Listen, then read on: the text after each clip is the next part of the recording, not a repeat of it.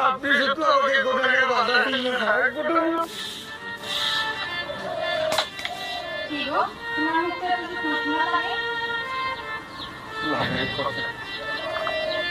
যেহেতু আপনি কিছু বলতে পারি না করতে পারি আর কি হবে সব ইমাম সাহেবদের সাথে যাবো আমার সাথে তা হয়েছে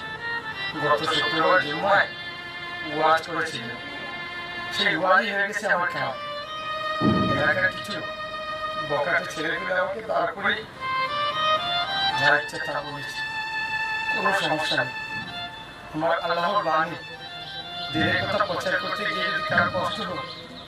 তা তো আমার কিছু করার নেই আল্লাহ তো একটু সাক্ষী আছে বুঝতে পেরেছি তুমি ঘরে এসো খাবার দিচ্ছি